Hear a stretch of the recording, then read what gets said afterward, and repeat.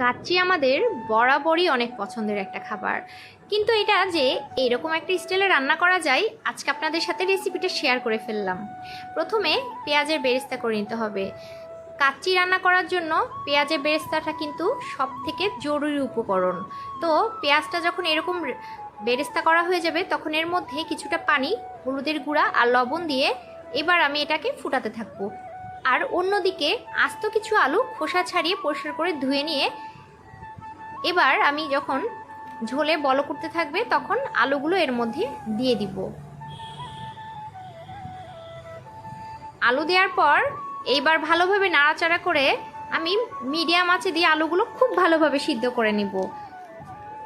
তারপরে আলুগুলো যখন ভালোভাবে সিদ্ধ করা হয়ে যাবে তখন আলুগুলো এরকমভাবে আলাদা করে নিতে হবে। আর এইদিকে খাসির মাংসের মধ্যে টক দই, আদা রসুন বাটা, কাচ্চির মশলা, টমেটো কেচাপ এগুলো দিয়ে মাংসটা কিছুক্ষণের জন্য ম্যারিনেট করে রেখে দিতে হবে।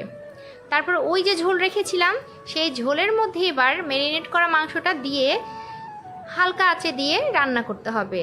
এক্সট্রা কোনো পানি দেওয়ার দরকার নাই, কারণ মাংস থেকেই পরিমাণ মতো পানি বের হয়ে মাংসটা সিদ্ধ হতে থাকবে। এরপর যখন কিছুটা ঝোল শুকিয়ে আসবে তখন এর মধ্যে কিছুটা টক দই দিয়ে দিতে হবে। আর আপনারা চাইলে হালকা একটু চিনিও দিয়ে নিতে পারেন। এই যে মাংসটা এদিকে রেডি, আর অন্যদিকে পানি ভালোভাবে ফুটিয়ে নিয়ে এর মধ্যে কাচ্চির যে আর একটা প্যাকেট থাকে সে প্যাকেটটা দিয়ে দিতে হবে। শাহি জিরা, লবণ, লেবুর রস, তেল দিয়ে চালটা দিয়ে ভালোভাবে সিদ্ধ করে নিতে হবে, মোটামুটি 80%-এর মতো।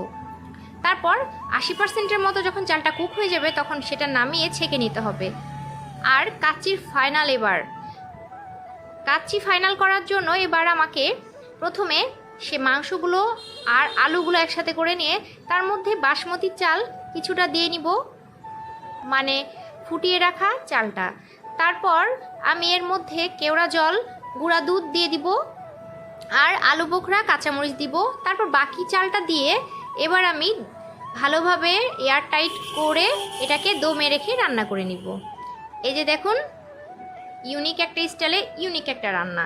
আপনারা কিন্তু অবশ্যই ট্রাই